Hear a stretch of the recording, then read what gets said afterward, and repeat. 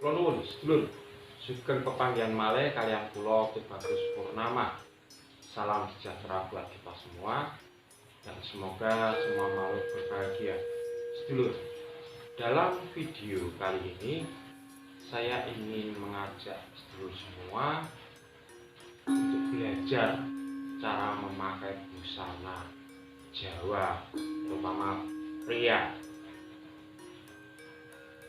Nah, pentingnya kita belajar busana Jawa pria ataupun wanita itu agar kita tahu juga filosofinya, agar kita juga bisa menempatkan pakaian ini sesuai dengan porsi dan tempatnya. Apa saja yang perlu disiapkan dan nama-namanya apa saja pakaian Jawa itu, terutama Jawa, Solo maupun Jogja. Monggo kita simak videonya.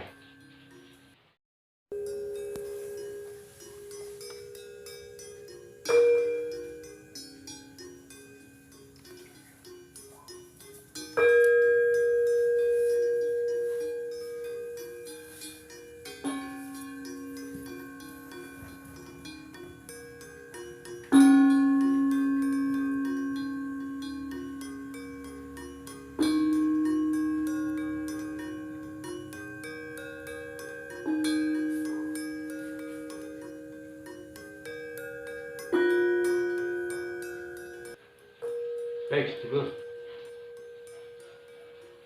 untuk ngadi busana ini atau lebih tepatnya memakai busana Jawa ini, saya dapat berguru dari kesenian ketoprak. Karena sejak kecil saya memang menyukai kesenian ketoprak.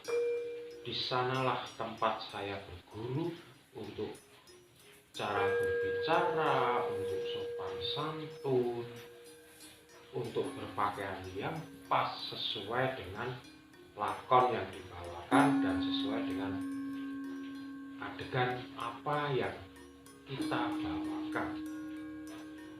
Mungkin gaya Mataraman, gaya Jogja, gaya Solo, gaya Mojopahit itu semua ada. Kemudian kita jadi apa di sana itu jika kita harus bisa menyesuaikan. Nah, ini yang bikin miris ketika generasi muda sekarang ini, terutama yang menjadi penyewa kostum untuk kesenian ketoprak itu seakan-akan asal menyambungkan perannya apa, pakaiannya apa, itu kayaknya tidak klop. Nah, makanya mari kita belajar bareng. Di dalam ketoprak kita mulai dari atas. Busana Jawa dari atas itu ada blangkon. Ini namanya blangkon, dan ini blangkon Jogja gaya Senopaten. Kalau gaya Mataraman ininya lebih panjang, kadang ada yang seliwit. Nah, gaya Mataraman yang seliwit itu dipakai setelah kerajaan Amangkurat. Nah, setelah Pilah Nagari, Jogja menggunakan blangkon ini. Blangkon seperti ini. Kemudian di belakang ada mondolan. Ini filosofinya apa? Dulu ini rambut yang sebetulnya digelung. Karena rambut dulu panjang-panjang, makanya digelung di sini ditali.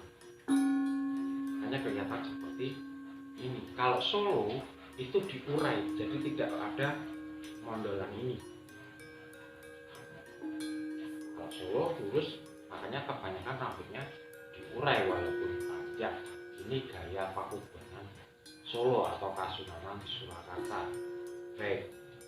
Lalu di sini kalau gaya Mataram ini ada warna di sini kiri kanan ini Ada yang warnanya seperti ini, ada yang hijau, ada yang biru, ada yang merah. Itu sebetulnya apa? Nah, warna di sini ini harus disesuaikan dengan surjan atau pakaian yang akan dipakai. Harus disesuaikan. Misalnya sininya warna merah, artinya nanti akan memakai surjan warna merah. Kalau sini warna biru ya biru, sini hijau ya hijau. Jadi seperti itu ya, sedulur. Ini itu melambangkan pakaiannya apa? Nanti disesuaikan dengan ini. Atau kalau kita sudah menentukan pakaian yang pas, maka ini juga disesuaikan belangkonnya. Cari yang sesuai dengan warna pakaian. Nah, ini belangkon yang pertama.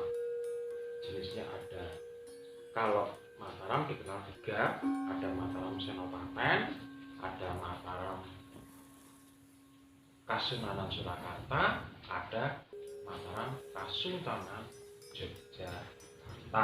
Yang saya pakai ini Kasultanan Yogyakarta. Baik. Kemudian yang kedua adalah ikat.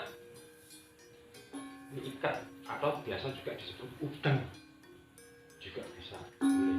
Kalau di Jawa dibilang ikat. Nah, gaya ikat ini juga banyak. Ada gaya kasatriyan, ada gaya warokan Ponorogo, ada jengkengan. Jengkengan ini dibentuk seperti belangkong, tapi tidak bentuk jadi dia membuat dari ikat dibentuk seperti belangkon. Nah, ada syaratnya ketika memakai ikat ini. Ikat ini tidak boleh dibarengkan dengan surjan, terutama surjan-surjan kembangan seperti ini. Surjan kembangan, surjan peranaan warna hitam itu tidak boleh memakai ikat. Harus memakai belangkon. Ya, bisa menjadi catatan bahwa ikat itu tidak boleh digunakan bersama dengan surjan. Surjan kembangan, surjan seperti di Abdi Dalam Keraton itu, surjan peranaan, surjan hitam itu tidak boleh. Kalau surjan itu jelas memakai belangkon dan harus memakai belangkon. Oke, itu yang kedua, bisa belangkon, bisa ikat.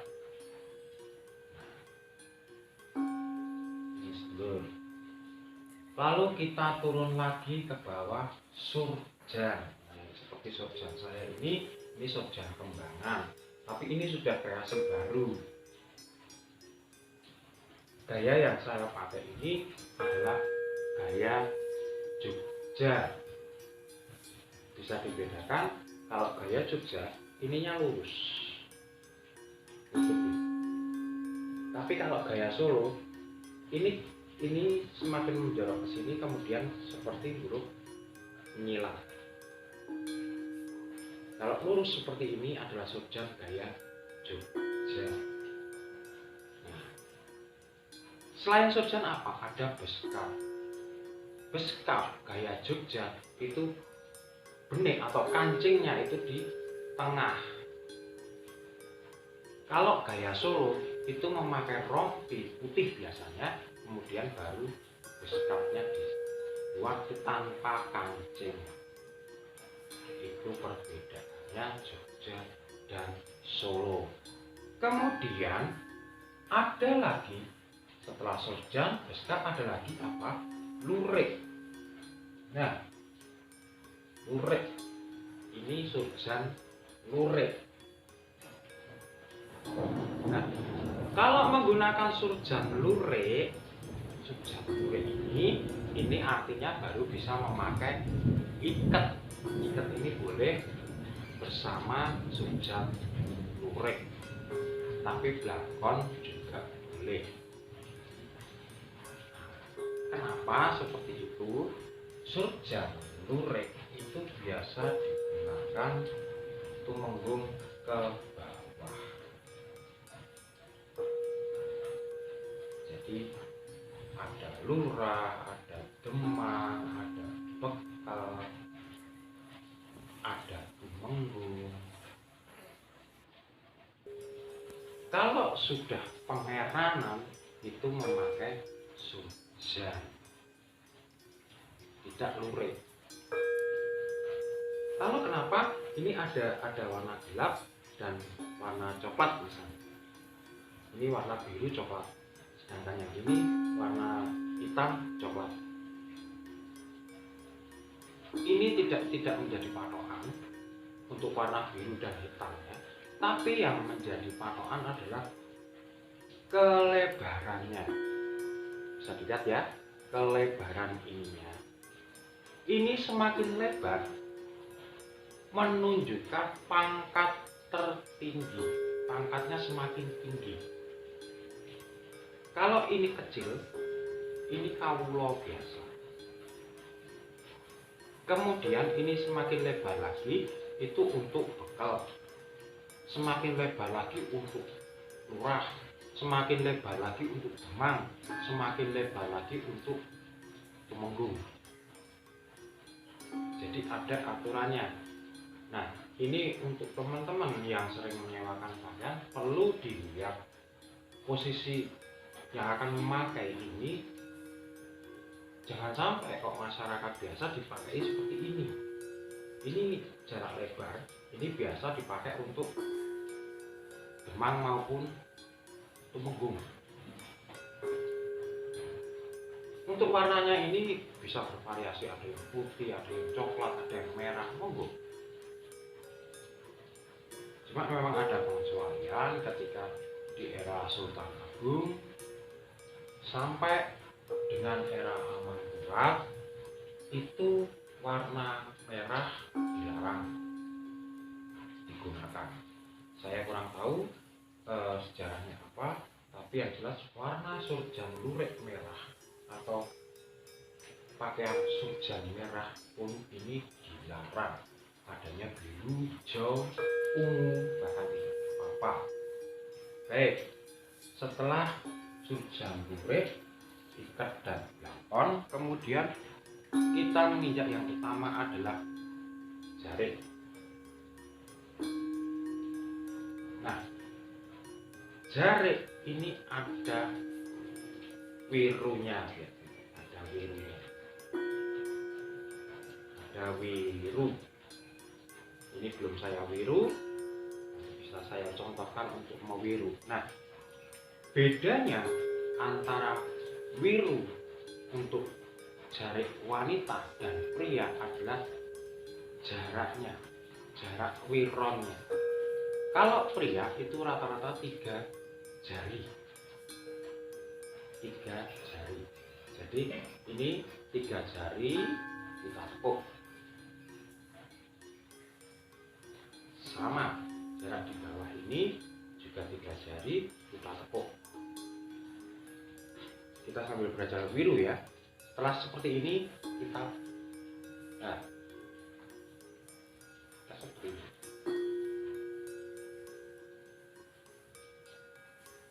Nah, lalu kita tangkapkan jari satu. Kemudian kita angkat lagi, kita lipat lagi, akan sama. Kita tekuk lagi. Nah, proses wiru adalah seperti ini. Ya. Lagi.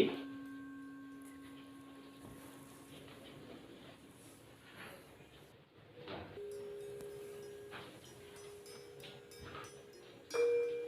Ini proses wiru.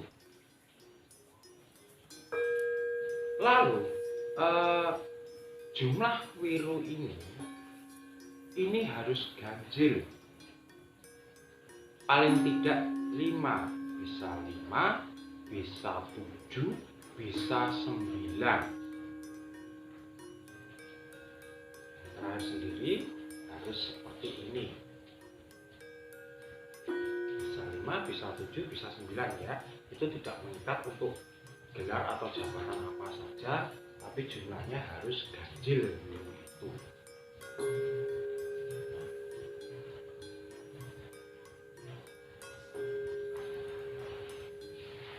Seperti ini. Ujung jari ini.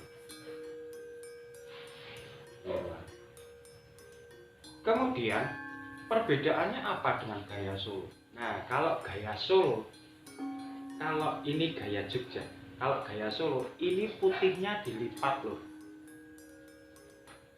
Putihnya jangan kelihatan.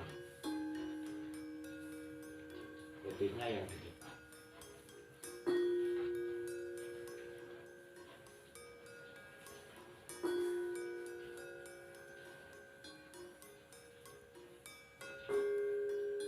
Kalau sudah putihnya dilipat di dalam, baru di jarak jengkal 3 jari.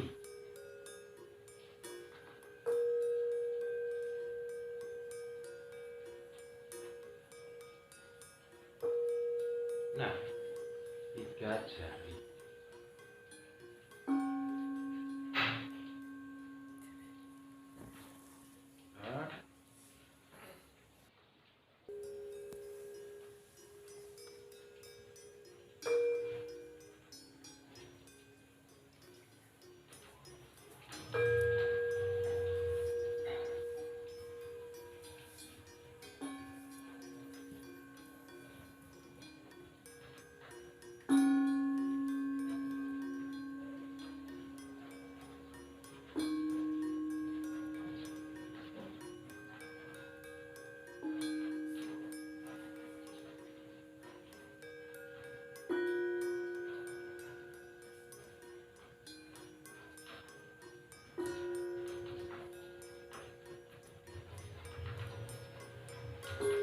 Nah, seperti ini gaya Solo.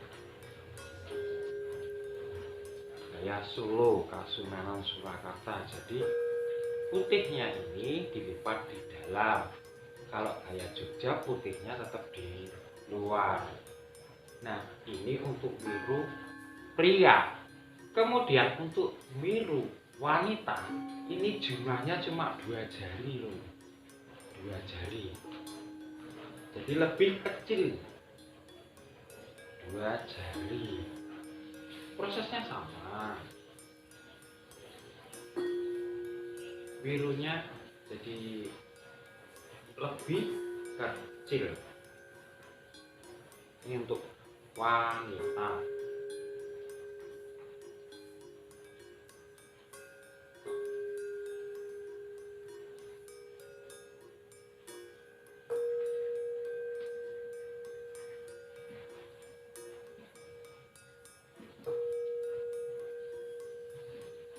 Nah, seperti ini lebih kecil daripada yang tadi untuk pria. Nah, pria 3 jari, kalau wanita 2 jari. Nah, itu cara mewiru jari. Kemudian jari ini ada macam-macam, seperti jari parang, sidoluhur, sidomukti, dan macam-macam. Dan gaya Jogja Solonya juga beda-beda. Kalau gaya Jogja ini cenderung warnanya gelap, kalau gaya Solo ini cenderung warnanya kecoklatan. Coklatnya lebih coklat muda ya, lebih terang. Itu perbedaannya. Kemudian sama sebetulnya kalau jarik-jarik tipe parang itu tidak bisa dipakai untuk menggung ke bawah. Jadi untuk lurah, untuk demang ke bawah sampai masyarakat itu tidak bisa menggunakan jari parang. Parang apapun itu. Parang itu digunakan tumenggung ke atas sampai Pangeran sampai Bangsa. Parang itu seperti ini. Parang itu seperti ini. Ini parang. Jari yang seperti ini. Ini ada parang Budra, ada parang Garuda, ada parang kritik. Ini namanya parang kritik. Nah, ini sebetulnya tidak bisa digunakan oleh masyarakat luar yang bisa menggunakan adalah bangsawan. Jadi ketika penjenengan nanti sebagai sosok pemain ketoprak, seniman harus bisa menyesuaikan itu. Jangan hanya asal dipinjami lalu dipakai, tidak, karena ketoprak itu ada pakemnya, ada aturannya.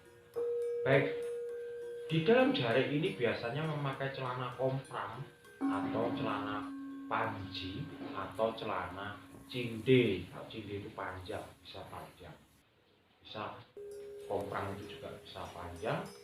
Nah, itu bisa selutut, di bawah lutut, atau bisa celana panjang.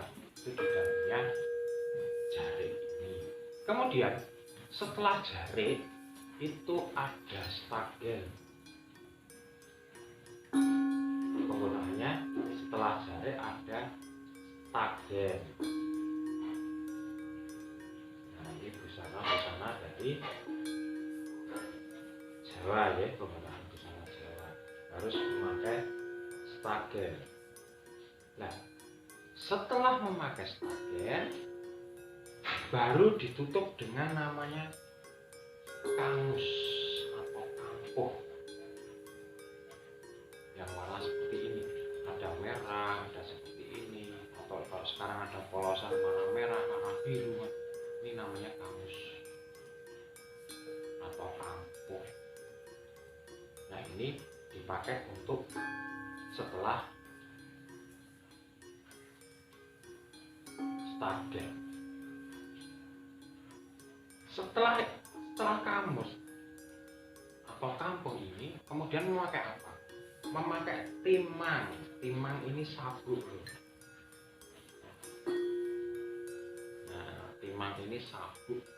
Ini namanya timang. Sabuk timang. Modelnya sekarang banyak.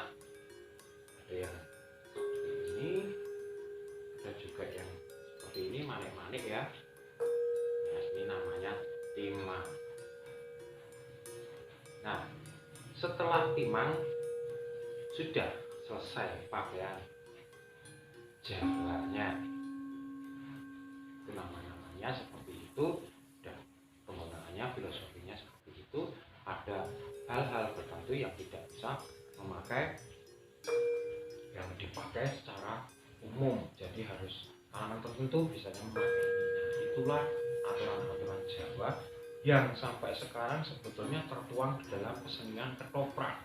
Maka dari itu kenapa saya mengambil ketoprak sebagai basic, dan saya memang suka dengan ketoprak. Di sana saya belajar bahasa antara ngoko, kromo inggil, kratonan.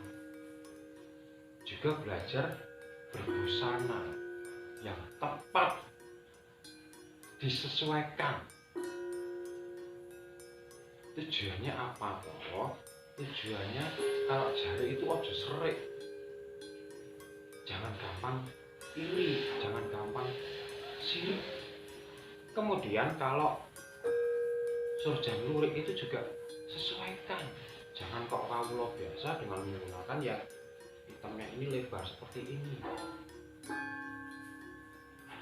Nah, ini kurang pas. Lalu kemudian surjan memakai ikat, ya tidak pas juga. Karena kalau surjan harus memakai blangkon. Kemudian setelah itu biasanya orang Jawa dulu kalau sowanan atau berpakaian Jawa itu menggunakan keris. Menggunakan keris. Nah, ini keris gaya Jogja. Dengan tidak seperti ini. Ini gaya Jogja.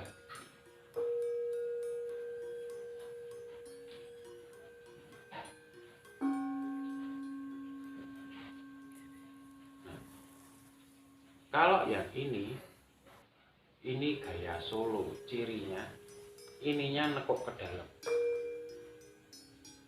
Nah, cuma ininya keliru. Ini juga harusnya yang nekuk ke bawah. Kalau gaya Solo ini nekuknya ke bawah, semakin kelihatan tekukannya. Dan ini seperti ini. Kalau gaya Jogja ini ke atas, ini kepotong segini. Kalau gaya Jogja, jadi disesuaikan. Kalau misalnya pakaian penjenengan gaya Jogja, ya jangan memakai dress gaya Solo. Kayaknya bukan tidak boleh, tapi kok kurang pas, karena ada patangnya sendiri-sendiri. Jadi untuk pengetahuan teman-teman semua, sedulur semua, untuk pakaian Jawa yang putra terutama seperti itu tadi. Kemudian cara memakainya saya akan berikan tutorialnya di episode ke depan. Lalu kalau putri seperti apa? Kalau putri sama memakai jarik dengan wiru yang seperti tadi, biasanya langsung sambung stagen, kemudian ada pemben, baru memakai kebaya. Kalau yang memakai kebaya, nah kebaya itu biasanya digunakan oleh orang-orang yang kaya atau terpandang di kampung maupun sampai ke atasnya, ke pejabat-pejabat. Tapi kalau masyarakat biasa dulu cuma memakai pemben, kemudian pakai selendang. Sama aturannya, tidak boleh memakai jarik parang, karena parang itu untuk bangsawan. Jadi bisa dipahami untuk putri. Dan biasanya kalau yang memakai kebaya itu pasti disambung. Nah, kalau yang memakai kemben itu rambutnya diurai. Jadi kalau masyarakat biasa, mungkin zaman dulu ya, masyarakat tani, masyarakat kampung itu rambutnya pada diurai, cuma memakai selendang. Kalau memakai kebaya itu rambutnya disambung. Nah, demikian sedulur sedikit dari saya, semoga bermanfaat dan menambah pengetahuan teman-teman semua. Di depan nanti, episode ke depan, saya ingin mengajarkan bagaimana cara memakainya. Lalu ada model-model jarik yang seperti apa untuk prajurit, untuk tumenggung, untuk demang, untuk seperti apa. Lalu kemudian saya akan ajarkan jalan dodok, saya akan ajarkan sesembahan kalau kita sowanan ke keraton. Semoga bermanfaat. Kalau ada salah kata, saya mohon maaf yang sebesar-besarnya. Dan selalu tetap dukung channel ini agar dapat berkembang, karena dukungan penjenengan sangat berarti bagi perkembangan channel ini. Terima kasih. Saya Tifakris Purnama mengucapkan Rahayu, Rahayu, Rahayu. Matur nuwun.